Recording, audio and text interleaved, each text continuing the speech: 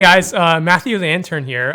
Rami's over here doing the tech stuff, and I'm going to be doing the show today. And today we're going to be discussing what happened to all the races. So during the Jim Crow era, people used to justify blacks' second-class status as being biological or genetic. You know, they're just too aggressive. They got a low IQ and all sorts of things. And that sort of view was oppressed and infiltrated through means of overt violence. You know, like showing up to the polling booth with a shotgun and saying, "No Negroes allowed."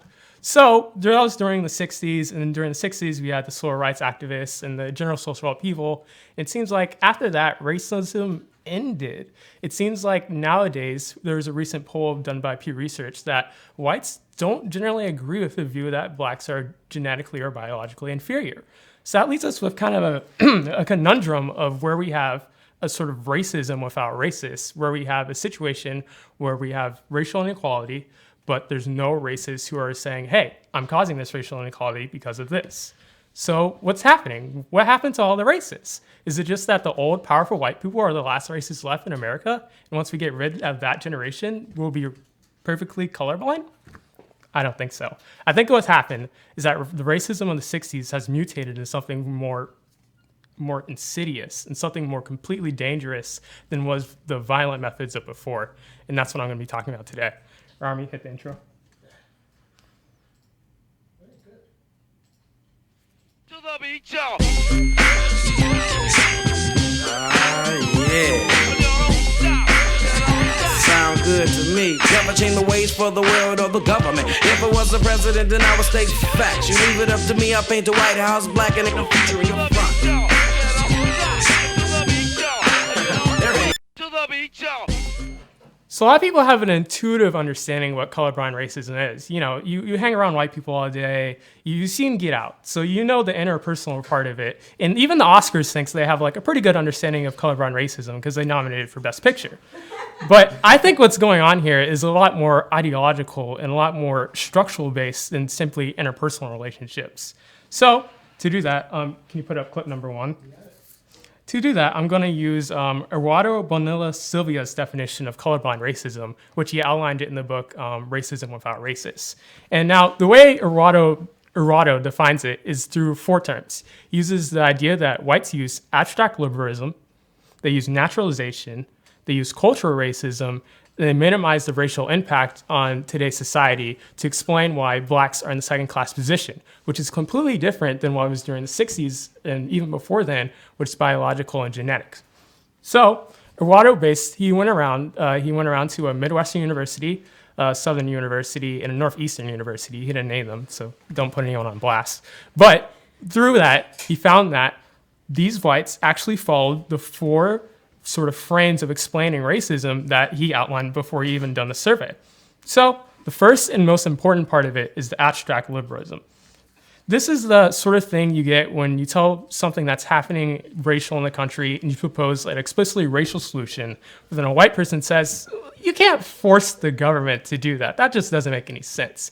You can't force me to accommodate black people. That's just my right. I don't have to accommodate black people." See, the thing about this is that first of all, it doesn't understand the governmental functions that blacks place on, so that the government is placed on blacks' life.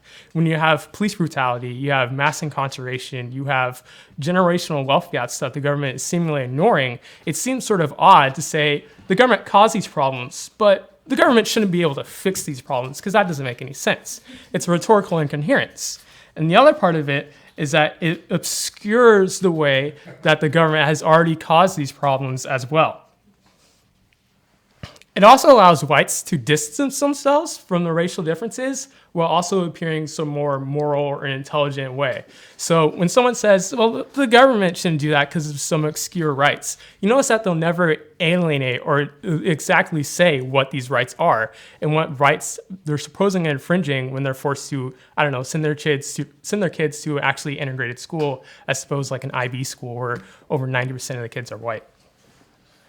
Another part of the abstract liberalism is that it contains a choice component, which has been carried over from the feminist discourse of around the same days of the 60s and 70s.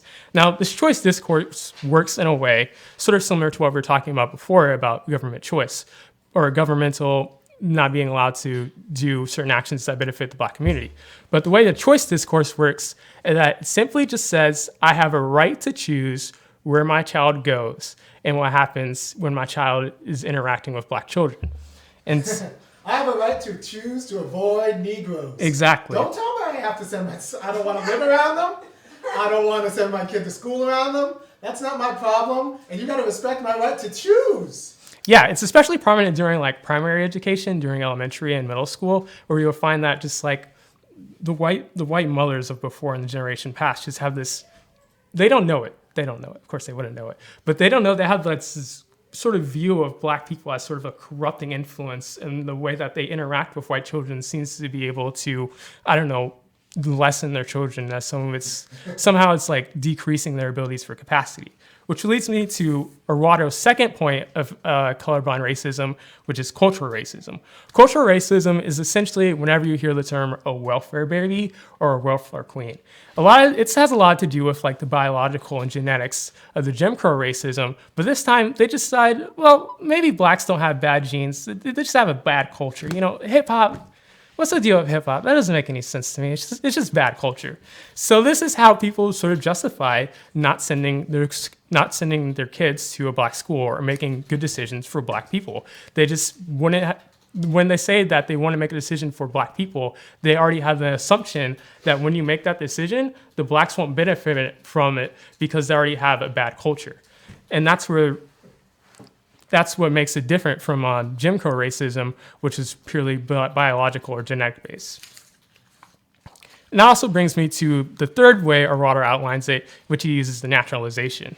Naturalization sort of works best when it's in tandem with cultural racism, because you can say, well, blacks just have a different way of viewing the world. They have a different culture. And whites just have a different way of viewing the world and a different culture. So I think it's just best if we just naturally just associate people like with us. I mean, I don't know any black people who like Twin Peaks. I want to hang around people who like Twin Peaks. I don't want to hang around people who don't watch Twin Peaks. And that's how they view it. They just view segregation as sort of a natural thing. People just naturally associate with them, with people like them. And that certainly has a psychological basis. You sort of attract people who are like you, but that doesn't justify implementing it and justifying it on a governmental level. When you say that segregation is just sort of something that naturally happens, you ignore the entire history throughout America that has caused segregation on an intentional and institutional level. When you say it's just something natural, it's just not correct. And finally, that brings me to the last way Arwado outlines it, and he says that whites almost always display a minimization of racism in society. So this is that one white friend you have who somehow just doesn't get racism at all. He just says racism that was a 60s thing. You know, we don't lynch black people anymore, which we'll get into. We have a different way of lynching them now. But we just don't lynch black people anymore. We don't have the same discrimination. There's no legal code that says black people can't do this. I mean, that's a fair point. There is no legal code that black people can't do this in most cases, but it ignores how these structures have been, again, implemented to degrade black people and put them in a second-class position. This is why that you have the generational effect of Jim Crow and slavery on families. Even if somehow we're completely to get rid of all the institutional structures that are limiting black people, it would still require successive generations of repeatedly doing the right thing to generate a black class that is on the same level with the white class right now. The other critical... you can take a clip number 1 down, by the way. The other critical part of this minimization of racism is that they'll often downplay racial leaders of the class. And this is the sort of infamous thing about white people when they say, you know, MLK, he wasn't really for like that affirmative action stuff. You know, he always said it's the content of your character, not the color of your skin. No, that's not what he said at all. When whites interpret racial leaders of the past, they always put them in a colorblind context. They ignore the entire speech of what they're saying. They only take the parts about what makes them feel good, what makes them feel not as responsible for blacks' position in society. When actually, in MLK, he said that Negroes, they weren't a full race yet. We still had a lot of work to do, and a lot of that work was going to be dependent on white people actually taking responsibility and implementing structural changes that's going to benefit blacks. So that's how our water outlines the 4 parts of colorblind racism. Now, you might think that, okay, I get it. It's on an ideological level. But is there any ways in that this ideology sort of plays out in a structural level? Can you give me like an example? I can. Can you put up clip number 2? So one of the ways that colorblind racism manifests itself is through the mortgage lending crisis, or not the crisis, but the mortgage lending throughout history. So poor blacks tend to stay within the same neighborhood of the parents more so than whites. It's about a ratio of 72% black people staying in the same neighborhood, around 40% of the whites staying in the same neighborhood. Why is that? I think one good reason why is that the mortgage lending operates in a colorblind way. Now, if you take a look at the graph, you can see that it's around, blacks have 27.4% denial rate, which is significantly higher than the other races. And even if you account for things like bad credit, bad debt to income ratio, and things that white people generally are denied for, it still doesn't really, if you take the colorblind approach, it doesn't really account for the massive differences and the significant differences between whites and blacks in denial rates.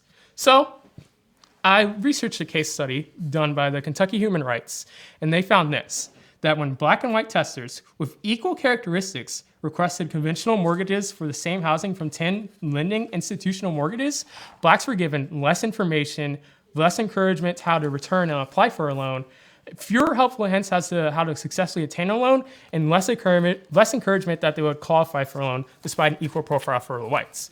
So even if you have bad credit, they're not going to give you the same advice that they would give a white person, because they already assume that you don't know how to correctly build and maintain a household because of that cultural racism part that we discussed earlier. They already assume that you're just going to fail anyway, so they won't even give you the same advice that they would like their cousin Tim, who has a trailer park and he's bad credit, but they still think Tim can pull out in the end. They trust in Tim. They don't trust in you. They don't trust in you at all.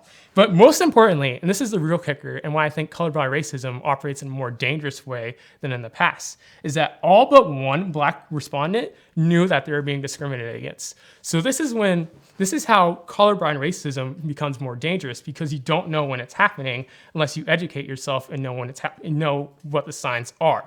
So that's why it's harder to legislate against this kind of colorblind racism and the new racism that we're experiencing in the past. It's easier to tell white people to stop bringing shotguns to the polls than it is to say, hey, maybe you should give black people better advice that's relate to the current situation. And you can even see the same thing during like the 90s increase of black house ownerships. Sure, we got their mortgages, but during that time, we had subprime lending, which is the major reason why when the housing foreclosure crisis happened in 2008, that blacks were hit much harder than the white community. And that, can you put up clip number 3? And that brings me to another case study, which is done of the death penalty. So in around 1983, David C. Baldus, who is a sociologist who's dead now, unfortunately, he did a study of 2,000 murder cases in Georgia from the 70s and analyzed them based on race. Interestingly, Baldus, he didn't first do the study based on racial variables. He took around 239 non-racial variables, which I'm sure if you read the actual paper, you can find out what those are. He tried to see if there was going to be an explanation or an analysis as to why blacks were being executed at a higher rate than the whites were. So he tried to figure out the colorblind way, and he was like, well, maybe they're just more violent, maybe the crime cases are just more deadly. He couldn't figure it out. So eventually he came to this conclusion. He came to the conclusion that when it's a black defendant who's murdered a white victim, they're 4.3 times more likely to be executed than the reverse, where it's a white defendant and a black victim. And this is what I'm talking about, and it's a new way to lynch black people. This is how you lynch them. You frame them for a white murder, and you let the death penalty do its job. Because that's how the colorblind racism works. It operates under the assumption that you're being fair and you're somehow implementing the order of society by executing people. But in actuality, you're just giving an unfair advantage to whites for simply just existing and giving whites the benefit of the doubt where you wouldn't give the case for the same for black people. And that's the major problem with colorblind racism. And Arado used the term of smiling discrimination. And he says that the smiling discrimination is much more insidious than the white hoods. And it seems kind of crazy, but I kind of agree with Arado, because smiling discrimination, it's hard to fight against, and it's hard to detect when it's happening. In the case of the death penalty, who's going to believe you? There was 2 famous court cases of McCluskey versus Kemp, and I forget the other one, but it was during the 1972, and it was about the death penalty as well. And ultimately, the Supreme Court found that you just have to have an overwhelming amount of evidence that there's a discrimination bias when it comes to death penalty. And it's hard to generate evidence for discrimination if you live in a primarily white society, you're judged by primarily white people, you're on a primarily white council, you're on a primarily white Supreme Court. No one's going to believe you that discrimination actually happened if you're black. And I think you're just being too sensitive. You just got to take the death penalty, man. You're just way too sensitive. So, how does this relate back to colorblind racism? So I've already discussed about how certain parts of colorblind racism, such as the cultural racism, the naturalization, sort of lead to the idea that blacks don't deserve the same mortgage rates, or blacks don't deserve the same considerations when we go to the death penalty. But I think colorblind racism works on a general level for both of these cases, in that it plays in concurrence with them to obstruct what's actually happening. Before, when we had the mortgage lending statistics up there, we had shown that if you're just looking at the stats, it seems sort of easy to generate a colorblind analysis for what's going on in the world. But when you do that, you're sort of obstructing what's actually happening underneath. You're sort of obstructing that these racist influences and these racist institutions are what's generating the massive racial inequality. When the colorblind racism and the colorblind racists tell you that something is happening, you shouldn't believe them. You should always, always, always, always look for a deeper level, look for a racial motive, look for something that's happening that the white people aren't really telling you about. And that's how these structures work in concurrence with colorblind racism. On another level too, it's important to notice how when white people discuss these cases and when they discuss the death penalty, they either don't bring it up, or when they do bring it up, it's in a general case. And when we change the general case to an explicitly racial case, they seem to not agree with what they said earlier. So this is a statistic from Pew Research, and Arado conducted this research too on the students he surveyed throughout the universities. And he found that 64.3% of whites agreed that we should expand services to benefit the poor. But only around 40% of them agreed with the proposition that the government should make every effort to improve the social and economic position of blacks. That doesn't make any sense to me. I'm not sure about you guys, but if you say that black people are poor, premise 1, and you say that premise 2, we should do everything to help the poor, but somehow in the conclusion, you jump to the idea that we shouldn't help out blacks, even though in premise 1 and 2, you agree that you should help out poor black people, it doesn't seem to make any sense. And that's sort of the problem I have with general socialist discourse, is that they always seem to assume the idea that when we're talking about poor people, we're talking about poor whites, like my cousin Tim, he lives in a trailer. Poor Tim. I don't have anything against him, but I think we need to expand when we're talking about the poor and the poor class. We need to expand it to include black people, which has been predominantly the poor class for much longer than white people who have sort of lived in luxury during the coal mining ages, or are just now experiencing sort of resurgence in the lower class. And that's sort of what colorblind racism does too. It sort of obstructs your view of classes in general. You sort of see middle class people as like mostly white people, maybe a few good black people in there too. You see the lower classes as just purely downtrodden and exploited white people. And actually it's just that the downtrodden and exploited are mostly black people. The whites, sure, they've been exploited a little bit, but it's nowhere near the same level as the blacks. And they're not exploited because they're white. Yeah, exactly. It's not because of their racial opponents. It's because of other things. But when you're black and poor, it's almost entirely because of your racial component. Now, one good counterexample to what I've been talking about is that there's actual races out there. Can you put up clip number 5? Yeah, there's the alt-right. You've got Richard Spinner. What about those people? What about the actual racists? I may be colorblind, but those people are actually racist. I would say there's not really a difference between your colorblindness and what Richard Spencer is. I mean, even if you were to think about it on just like a purely goal-based level, what do colorblind racists actually want? What do white people actually want? We can look at their actions. They choose predominantly white neighborhoods, predominantly white schools, take a predominantly white route to education.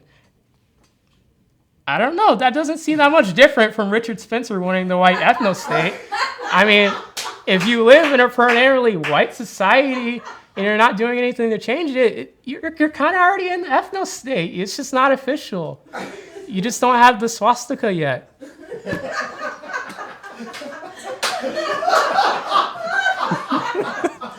And it's an effective marketing tool too, because Richard Spencer, he's colorblind too. He doesn't think he's a white supremacist. He thinks he's an identitarian, I think is what he calls himself. He's protecting white identity. Yeah, that plays back to the liberalism in the sense of individualism that whites have when it comes to discussing racial issues. It's just an individual's fault whether or not he succeeds. It has nothing to do with race. And that's what Richard Spencer picked up on. And when he markets himself as not a white supremacist, that's what he's doing. He's making sure that no one views him as a racist, because that's a bad thing. You can't be racist. But you can be predominantly white and just not do anything to fix racial issues. That's what he's marketing on. There's not a difference between y'all. I'm sorry, can you say it again a little louder? There's not a difference between y'all. There's not a difference. There's not a difference. And what about like the racial incidents? What about people who just like throw out the N-word?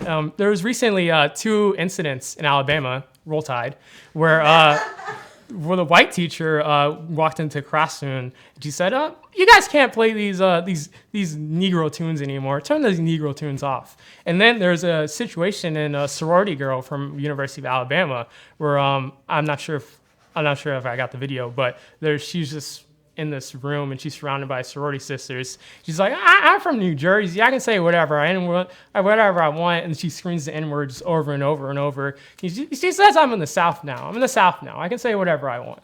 Doesn't make any sense. But what about these people? These people seem to be, they don't think they're racist, at least not intentionally, but they perform racist actions. And that's different from colorblind racism, right? You can't consider these people colorblind. They're colorblind too, but they operate on a different level. When we have like these racial outbursts, and this happens a lot, we have racial outbursts in college communities or in general of just people just bursting and just going to a stream of insidies and the N-word. We have to think about it on an institutional level, and we have to think about it, what drove these people to say the N-word? And you'll find that in a lot of cases, in the sorority girls case, it was the white pressure. The white pressure to be funny, to be the cool person who doesn't really have race affect them. They just seem to just don't care about anything. I want to be like that person. I want to be like the person who just screams the N-word. That's what white people sort of think when they have these colorblind tendencies. In the other case, we have the cultural racism that we talked about before, where the cultural racism was found that in hip hop, she was just really mad at, I'm not sure what the context was, but she was just really mad that hip hop was allowed to be played in her classroom. She's burst out and she said, no more Negroes, no more Negro influences. And that's what colorblind racism thinks explicitly, but is expressed implicitly whenever we talk about race in the general public. We have these ideas that the Negroes should just be controlled. They should be under the second class influence. They shouldn't be allowed to associate. We should have a different way of operating than we do now. Now, what are some good ways to fight against colorblind racism, you may think into yourself? So I've laid out how certain societies and certain institutions are colorblind racist and how that differs and what colorblind racism is, but is there like a good way to fight against it? Is there a good way to detect when it's going on? Well, I think the first good way is to not do what Morgan Freeman says when he says, don't talk about race. Talk about race. Talk about race. Talk about race. You should always talk about race. If you're not talking about race, you're not doing anything to help out the Black community. So do the opposite of what colorblind people tell you. Talk about race. You don't even have to be particularly well-versed in politics, though obviously it helps because you have an idea of what you're talking about. But just operate in a way that you give consideration to a racial perspective and a racial analysis. Don't be colorblind. Don't say that the race no longer plays an effect in American society, because it does. You should always take an example, think about it from a colorblind perspective, and think about it from a racial perspective. I think that when you think about it from the racial perspective, you'll find that it often contains the key in sort of understanding what the significant gap in that situation is. If you think about it from the colorblind perspective, you might feel better about yourself. You might feel like you're not responsible about the problem, but when you think about it that way, you're missing out what's actually going on. You're sort of perpetuating and justifying these systems that already exist, which is not what you want to do. So talk about politics. That's another good way. Talking about politics is a good way to understand what's going on in the world, not only because of politics is obviously a huge part of our life, but when you talk about politics, and especially when you talk about politics about white people, you can start to pick up on what colorblind racism does and how it's going to play out. So let's say you're sitting around white people. You're talking about white people things like Game of Thrones, IPA on tap. And you say, oh, hey, what do you think of like the police brutality situation? Do you think black people are just being a little too sensitive? What do you think about that? And you'll notice that white people just sort of freeze up. They're like, ah. No Negro talk around here. Don't talk about that. Don't talk about that. And they'll go back to watching a Game of Thrones where you see violence, and you see sexuality, and you see all sorts of just morally reprehensible actions on screen. Whenever you bring up just racial inequality, they seem to react in sort of just a perverse way. And that's the colorblind racism taking into effect. Colorblind racism sort of functions like a nervous system for the racial structures that are underneath. And when you hit the nervous system, you have the reaction that goes, ah! And that nervous system is telling the racial structures underneath that something's going on, that someone's starting to catch on and someone's starting to see what's actually happening underneath, what's going on in the flesh. So you sort of think of these structures as like a fleshy mass, and the colorblind racism as the nervous system underneath. And the way to get rid of the corrupting influence colorblind racism has is you just keep on hitting the nervous system over and over and over again, to the point where we're not afraid to talk about race and give racial analysis in the public sphere anymore. Now, you might say that like the Democrats, Hillary Clinton, she has a good racial analysis, right? Right. Right. She understands. She's woke. When it's convenient. Yeah, when it's convenient. You'll notice that Hillary Clinton almost never talked about race, and in fact was one of the key sort of leaders on the idea of like the super predator children back in the 2000s when Bill Clinton was running. But now that we've gone to 2016, police brutality has resurfaced as a major issue, you'll notice Hillary Clinton's a lot more woke. And you'll wonder, why is Hillary Clinton so woke all of a sudden? She wasn't woke like this in the 2000s. Well, one, she wants the black vote. Yeah, she's a Democrat. She wants the black vote. And two, you'll find out that, like a lot of other colorblind people, Hillary Clinton sort of plays into the way in that she'll talk about racial politics when it's allowed for her to not take responsibility and allows her to justify, or not justify, but sort of explain racial inequality in a way that doesn't allow her to have responsibility, as said before, and allows her to sort of feel like she's on the good side of history. And that's what you'll notice around a lot of whites too when they have the colorblind racism mindset, is that they want to be on the good side of history. They want to feel like they're doing something important and doing something more notable than just simply talking about race in the way that black people talk about race, which is almost explicitly racial. So if you were to compare like Hillary Clinton to someone who's a local politic and like Winfield, who sort of gives a racial analysis to structures around the society and around Athens, you notice that Hillary Clinton doesn't really have the depth of racial analysis that someone like Winfield might have. And I think that's because Hillary Clinton suspects, I think Hillary Clinton's a little bit cognizant of this fact, that she doesn't really understand race. She doesn't understand what it means to have a generation that's been through Jim Crow, that's been through slavery, that's been through a huge economic disadvantage, and to have that generation come up and demand something out of a politician. So when Hillary Clinton talks about police brutality, she gets it on a surface level, but I'm not sure she quite gets it on a racial level that someone that's been black and been through it has been before.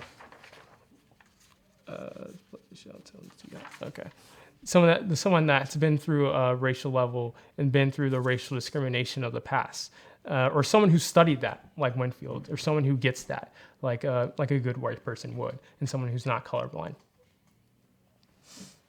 Also, another good step to fighting good colorblind racism is to join a coalition. Army sent out a newsletter yesterday, I believe, around 10:50, titled "Join Your Local NAACP." It's a good idea. I think you should do it. When you're joining coalitions and you're thinking about sort of doing organizational work, you have to think that it's different from electoral politics. With electoral politics, you get people like Hillary Clinton, you get people like Barack Obama, who have a surface level of racial understanding. But when you do organizational work, you're giving yourself to a project that you know is going to take time, that's going to require a lot of effort, and it's going to require a lot of people's capacities. It's going to require a lot of people's skills.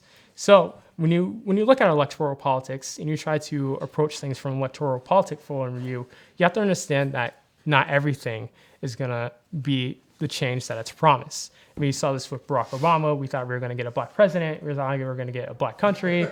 we didn't get a black country. We got shafted. That's what we got. We got shafted.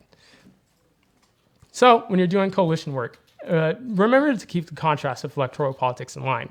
I think that's where Obama got it wrong. He was part of the coalitions of the Chicago back around the 90s or 2000s, I think. And during that time, he was working around them for a couple years. But after 2 years, he just got up and he left. He said, I can't do organizational work too long. Tomorrow, it takes too long. I don't see the effort. And that's where Obama went wrong. And that's where you could potentially go wrong if you're not understanding how to correctly fight colorblind racism. If you think that colorblind racism and these racial structures can just be eliminated within an election cycle or even within 2 electional cycles, I don't think you're understanding the level that we're working on. I don't think you're understanding the influence and the generational education, so to speak, that whites have been giving each other about race without consorting Black people about race.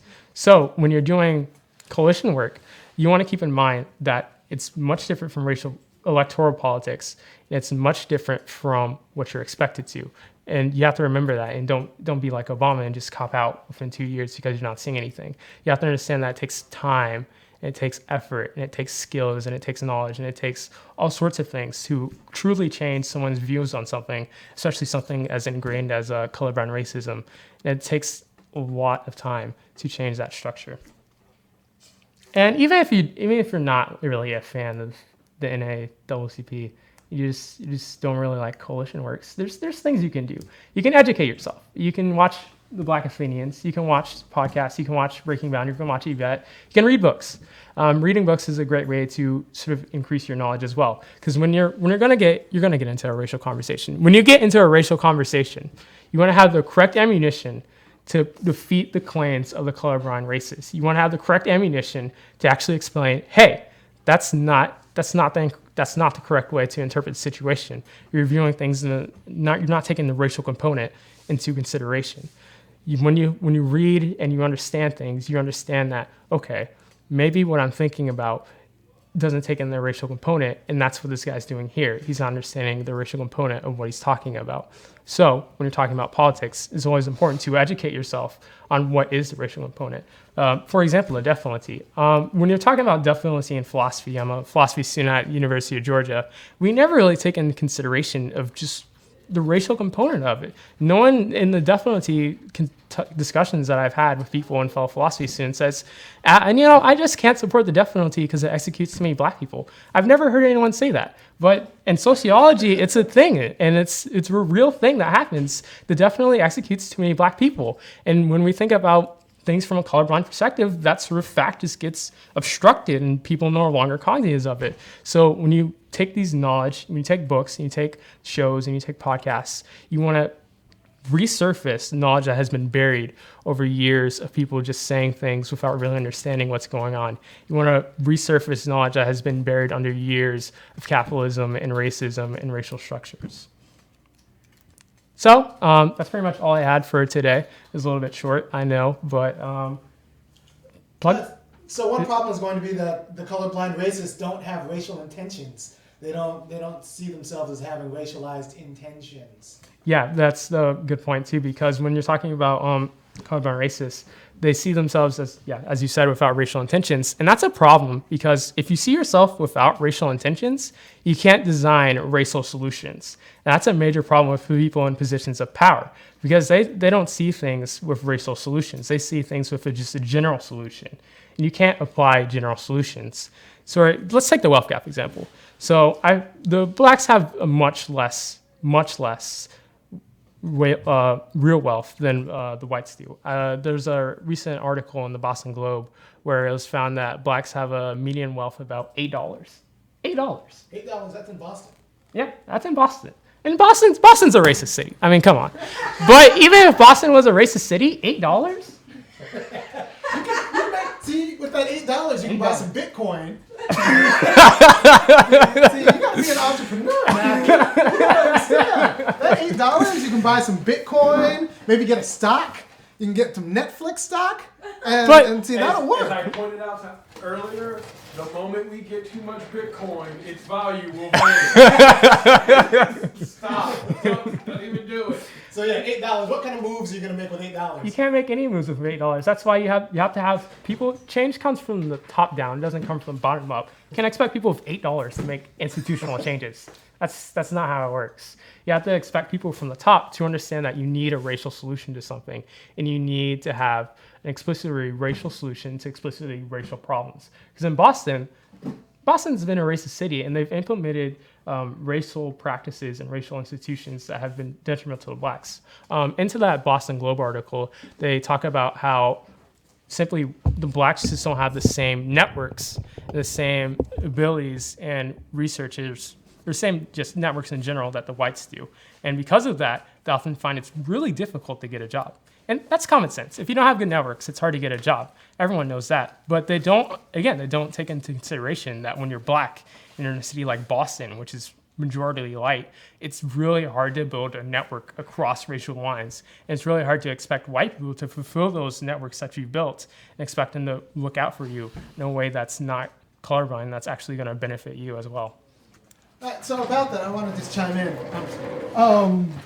There's a book by, hold on, hang out my face. Yeah.